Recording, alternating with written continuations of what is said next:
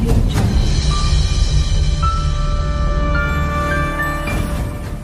Seketika itu Tang Haibin melihat perutnya dan berkata kepada Ye Han, "Sudahlah Han, kakakmu begitu cantik, jika jatuh di tanganku, aku merasa dia akan menjadi rusak." Ye Han pun menjawab, "Kak Tang, kamu harus percaya diri." Sambil memberi semangat ke Tang Haibin. Seketika itu seseorang datang dan berkata, "Ye Han si miskin, kamu ternyata berani datang ke tempat ini." Pria itu bernama Bai Luofei. Ye Han pun berkata, "Bai Luofei, kamu berani muncul di hadapanku." Terlihat Bai Luofei ketakutan dengan Ye Han sampai ia bersembunyi di belakang tubuh pacarnya dan menjawab, "Mal ini dijaga oleh satpam, coba saja kalau kamu berani." Ye Han pun berkata di dalam hati, "Jika ada polisi di sini, aku tidak boleh gegabah." Ia terlihat sangat kesal ke Bai Luofei. "Apa perlu aku mencari orang untuk mengurusnya?" ucap Tang Haibin ke Ye Han.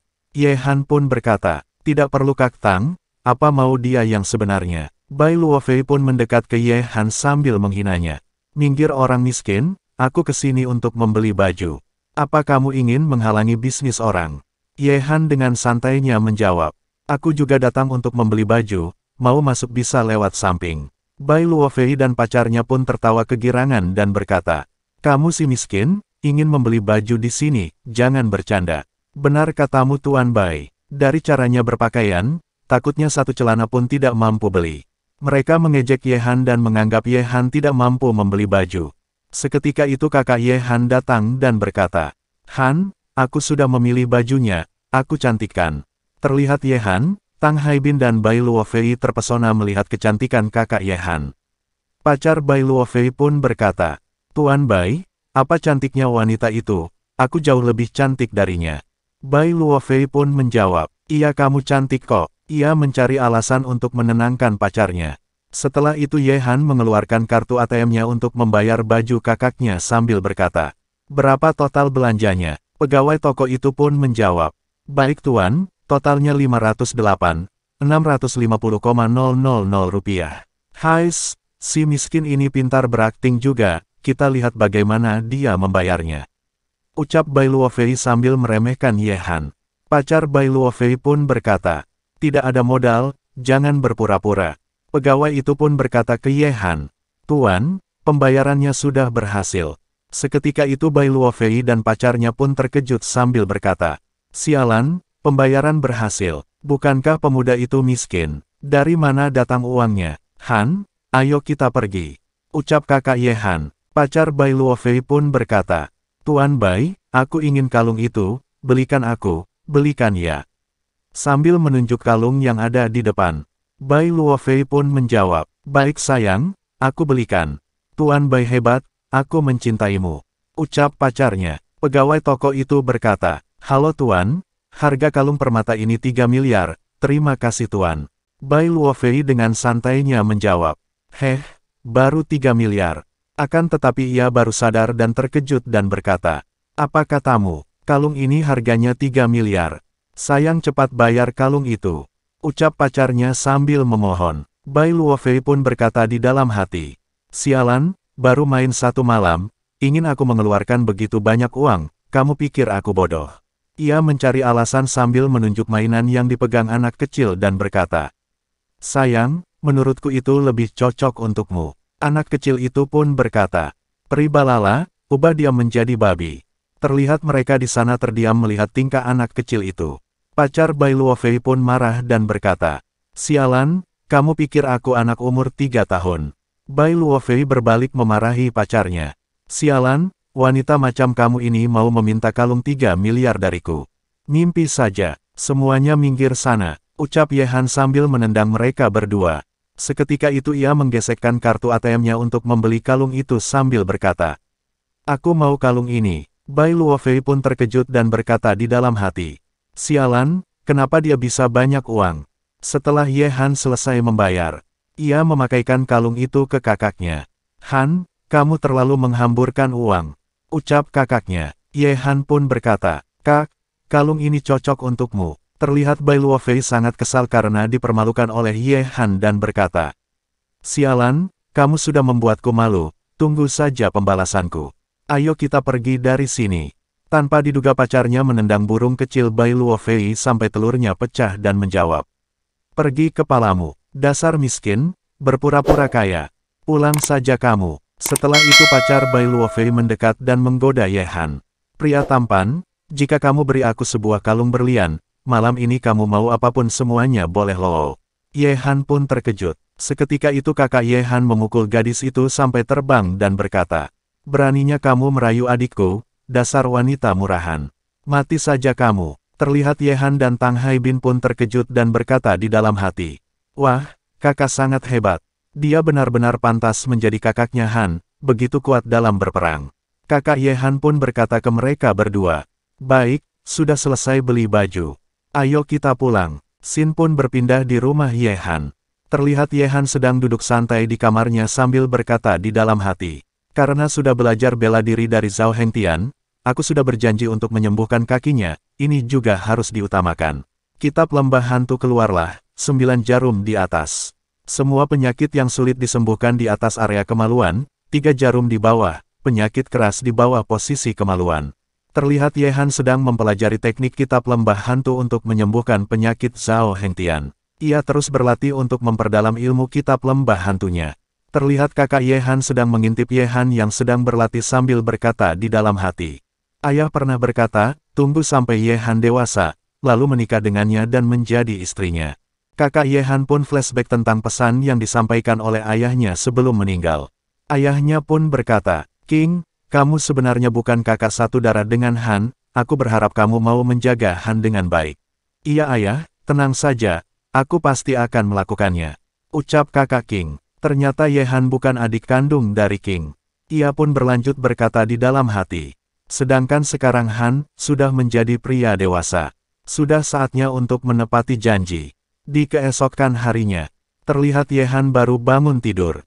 Ia pun berkata dengan sendirinya. Setelah pencerahan semalam, akhirnya aku dapat menguasai cara 9 jarum di atas dan 3 jarum di bawah dalam kitab tabib lembah hantu.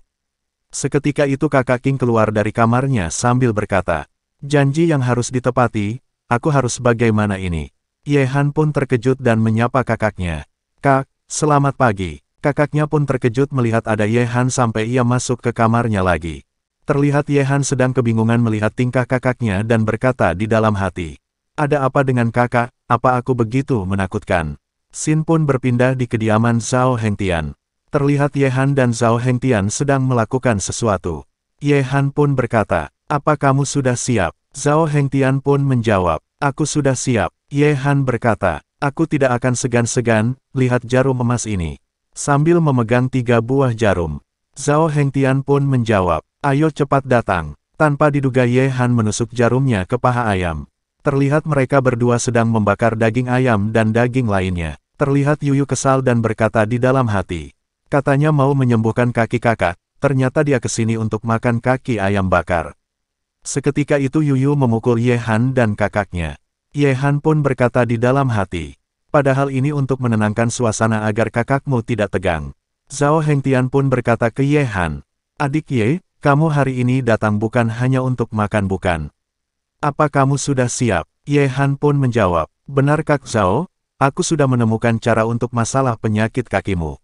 Terlihat Zhao Hengtian dan Yuyu pun terkejut dan berkata, adik Ye, apa perkataanmu itu benar? Kaki kakakku akhirnya bisa sembuh.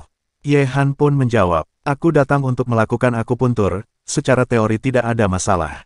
Tapi, penyakit di kaki Kak Zhao sudah lama dan darahnya tersumbat, jika tidak hati-hati mungkin akan menyebabkan cacat seumur hidup. Zhao Hengtian dan Yuyu pun terdiam mendengarkan perkataan Ye Han. Atas resiko penyembuhan kaki Zhao Hengtian, Yuyu khawatir ke kakaknya dan berkata, Kak, kita coba cara lain saja. Aku kemarin mendengar kota Shenzhen kedatangan dokter spesialis dari luar negeri, mungkin bisa menyembuhkan kaki kakak. Zhao Hengtian pun menjawab, tidak perlu, jika memang ada cara lain tidak perlu menunggu sampai sekarang, 3 tahun yang lalu. Kedua kakiku dilumpuhkan oleh lawan, banyak pengikutku mati dengan tragis. Sampai saat ini, aku hanya bisa bersembunyi di tempat ini untuk bertahan hidup. Kak, kita jangan berjuang lagi. Ucap Yuyu. Ye Han pun berkata di dalam hati. Tahun itu dia adalah Raja Sinan yang namanya bergema di mana-mana. Sekarang hanya pria yang tidak berdaya. Zhao Hengtian pun berkata, Tidak berjuang, aku menunggu 3 tahun untuk kesempatan ini.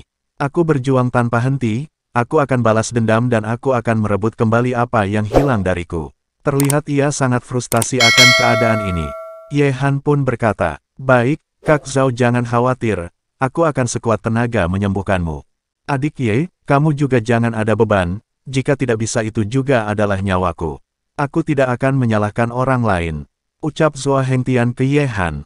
Seketika itu Yuyu menyemangati kakaknya. Kak, aku percaya padamu, kamu pasti dapat berdiri lagi.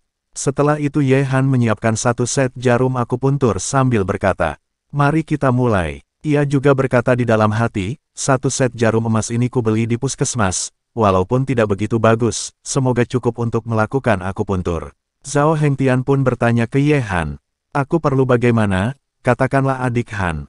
Ye Han pun berkata, Kak Zhao, nanti aku akan menggunakan jarum emas untuk mengeluarkan darah beku di betismu. Kemudian membenarkan hamstringmu mungkin akan menyakitkan tapi bertahanlah.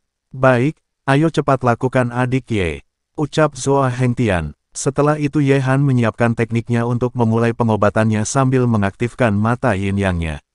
Seketika itu ia mulai menancapkan jarum emasnya ke kaki Zhao Hengtian sambil mengontrol tenaganya untuk mengumpulkan darah beku yang ada di kaki Zhao Hengtian. Terlihat Zhao Hengtian menahan rasa sakit yang luar biasa di kakinya. Setelah beberapa menit terakhir darah yang sudah busuk berkumpul, Ye Han pun berkata, Yuyu, cepat ambilkan pisau kecil dan handuk. Yuyu dengan cepat mengantarkan peralatan yang Ye Han sebutkan. Seketika itu Ye Han menyayat lutut Zhao Hengtian. Aduh, bau sekali, ucap Yuyu. Ye Han pun berkata, tentu saja, darah yang terakumulasi selama beberapa tahun, tidak mungkin kalau tidak bau. Tapi, darah beku sudah keluar, kaki Kak Zhao bisa dikatakan sudah pulih setengah. Yuyu pun menjawab, benarkah? Bagus sekali. Ia terlihat sangat senang. Ia pun bertanya ke kakaknya, Kak, bagaimana perasaanmu? Zhao Hengtian pun menjawab, kakiku rasanya kesemutan, aku sudah dapat merasakan kakiku. Ye Han pun berkata, ini baru tahap pertama, aku sekarang akan membantu Kak Zhao membenarkan hamstringmu. Semangat Ye Han. Aku percaya adik Ye pasti bisa. Ucap Yuyu dan Zhao Hengtian. Setelah itu Ye Han mulai menyambungkan hamstring kaki Zhao Hengtian. Zhao Hengtian pun terkejut dan berkata di dalam hati. Apakah ini kekuatan tenaga dalam Ye Han? Meskipun sangat lemah, jika ia berada di level yang sama, aku pasti bukan lawannya. Setelah beberapa menit kemudian, Ye Han sudah selesai menyambungkan hamstring kaki Zhao Hengtian. Ia pun berkata, akhirnya sudah selesai. Lelah sekali. Kak Zhao, cobalah kamu berdiri. Zhao Hengtian pun mencoba untuk berdiri. Yuyu pun berkata, Kak, kamu dapat berdiri, bagus sekali sangat bagus. Aku Zhao Hengtian sudah kembali lagi. Ucap Zhao Hengtian, ia terlihat sangat senang sekali karena sudah sembuh. Ye Han pun berkata, Kak Zhao, kamu harus melakukan pemulihan dulu, paling lambat 3 hari, kamu akan bisa berjalan seperti orang biasanya.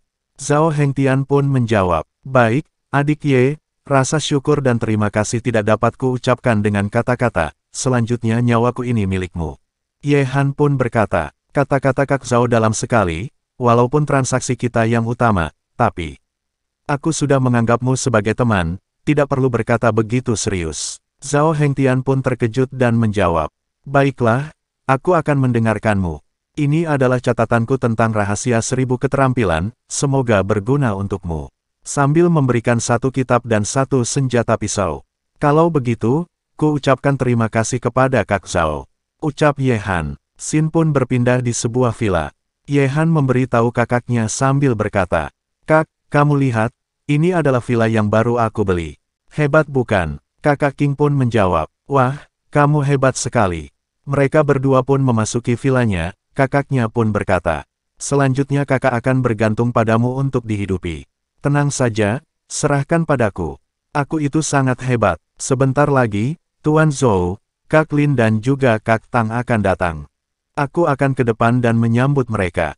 Ucap Ye Han ke kakaknya.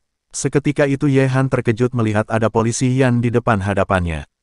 Mereka berdua pun bertabrakan sampai mereka jatuh bersama.